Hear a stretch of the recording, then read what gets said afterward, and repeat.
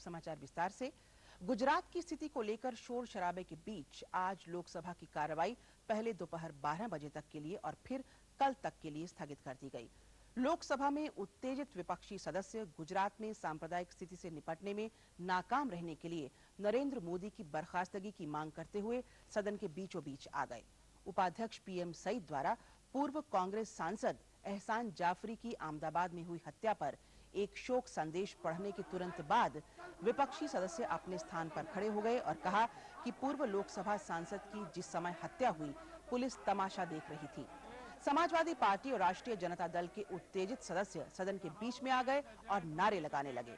जब शोर शराबा बंद नहीं हुआ तो उपाध्यक्ष ने सदन की कार्रवाई 1 घंटे के लिए स्थगित कर दी।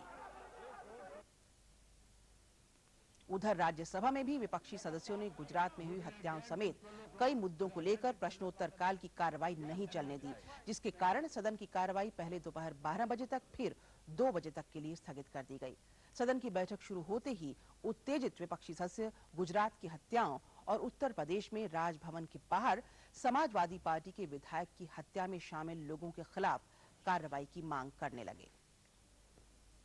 इससे पहले संसद भवन परिसर में महात्मा गांधी की प्रतिमा के सामने कांग्रेस अध्यक्ष सोनिया गांधी समेत विपक्ष के 100 से ज्यादा सांसदों ने 1 घंटे का धरना दिया। ये सांसद गुजरात में दंगा पीड़ितों को पर्याप्त सहायता देने की मांग कर रहे थे। कांग्रेस, मार्क्सवादी कम्युनिस्ट पार्टी, राष्ट्रीय जनता दल, समाजवादी पार्टी और अन्य वामपंथी पार्टियों के सांसद सवेरे 10 बजे संसद भवन में जमा हुए और गुजरात में दंगा पीड़ितों को सहायता की अपनी मांग को लेकर धरने पर बैठ गए।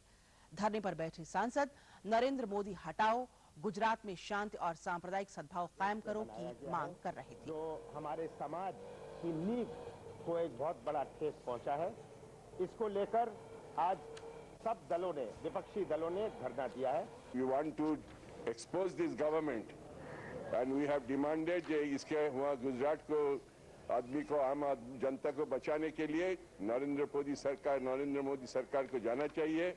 और यहाँ होम मिनिस्टर एल.के. आडवाणी भी पूरी तरीके से ये जो काम उनका करना था वो नहीं किया है, करने में उम्मीद भी नहीं है। हम उनको भी आज रेजिग्नेशन डिमांड कर रहे हैं। समाजवादी पार्टी के अध्यक्ष मुलायम सिंह यादव ने राज्य में राष्ट्रपति शासन लागू करने की सिफारिश करने के लिए उत्तर प्रदेश के राज्यपाल विष्णुकांत शास्त्री की आलोचना की है और घोषणा की है कि उनकी पार्टी इस कदम के खिलाफ जन आंदोलन करेगी। उन्होंने कहा कि उनकी पार्टी राज्यपाल के पक्षपातपूर्ण रवैये का मामला संसद में उठाएगी। उन्होंने कहा कि समाजवादी पार्टी जनता के बीच जाकर राजभवन द्वारा अपनाई गई गलत परंपरा की जानकारी देगी। बहुजन समाज पार्टी के नेता कांशीराम ने आज घोषणा की कि सुश्री मायावती अपनी लोकसभा सीट से इस्तीफा देंगी। आज नई दिल्ली में एक संवाददाता सम्मेलन में श्री कांशीराम ने कहा कि मायावती की सेवाओं की उत्तर प्रदेश में जरूरत है।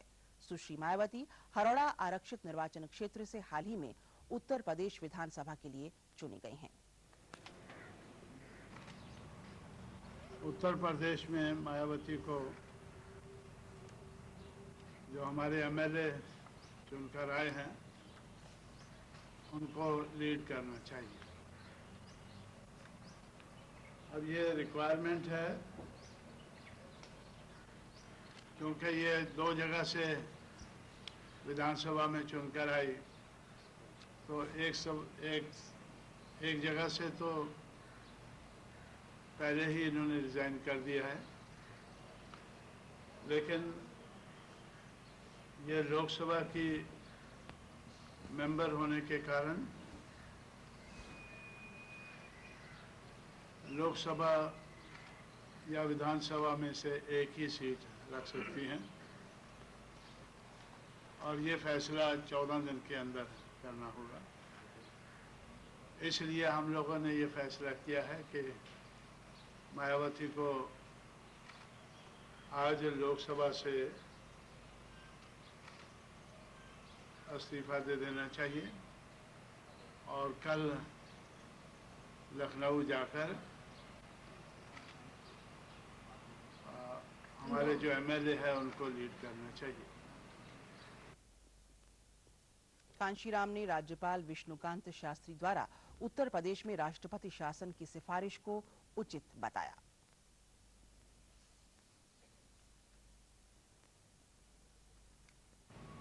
प्रेसिडेंट रूल रिकमेंड किया गया है, तो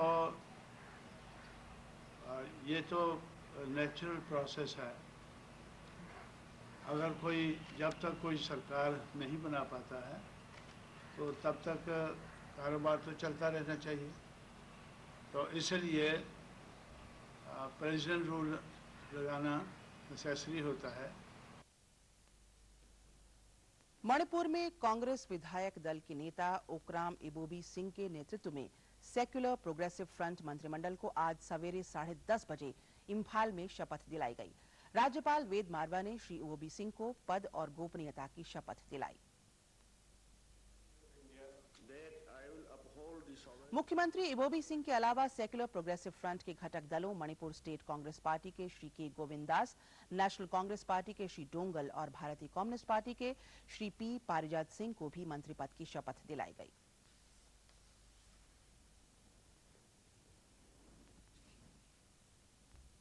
इससे पहले अधिसूचना जारी करके राज्य में 9 महीने से चल रहे राष्ट्रपति शासन को हटा लिया गया।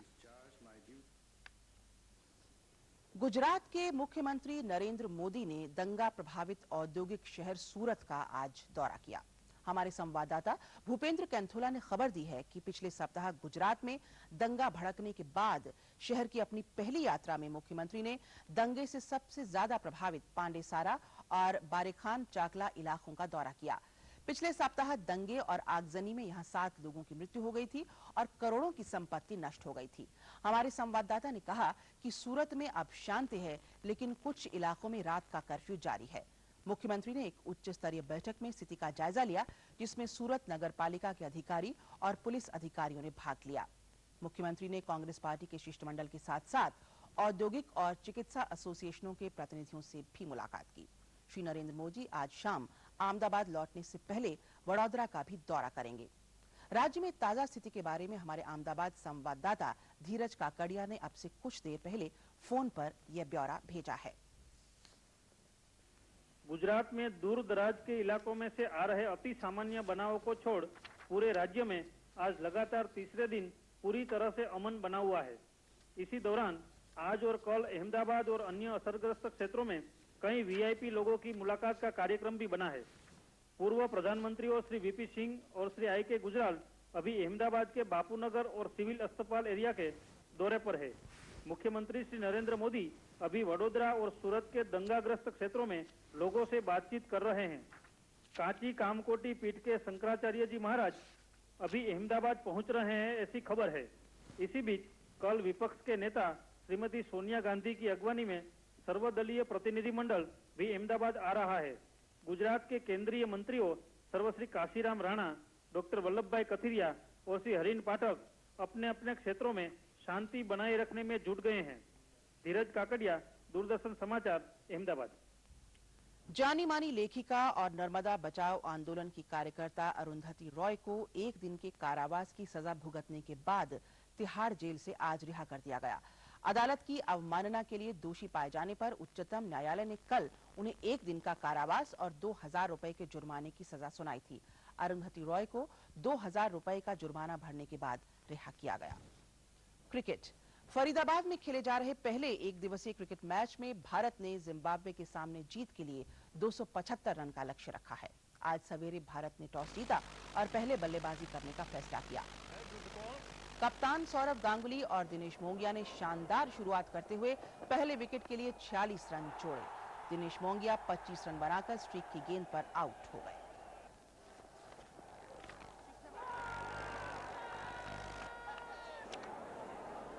कप्तान सौरव गांगुली ने शानदार 57 रन बनाए।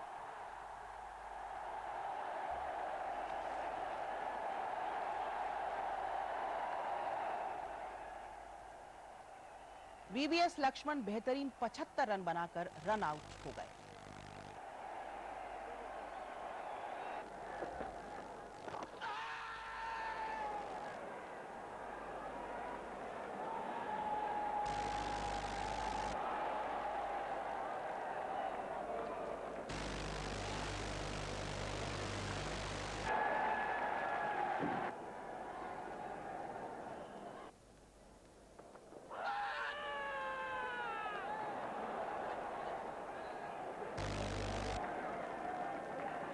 अजित अगरकर ने 19 गेंदों पर शानदार 40 रन बनाए।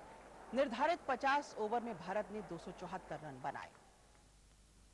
अंत में इस बुलेटिन के मुख्य समाचार एक बार फिर।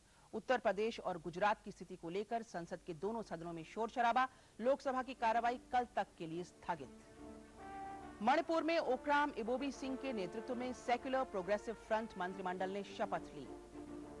और फरीदाबाद एक दिवसीय क्रिकेट मैच में भारत ने जिम्बाब्वे के सामने जीत के लिए 275 रन का लक्ष्य रखा। तो ये थी अब तक की खबरें। नमस्कार।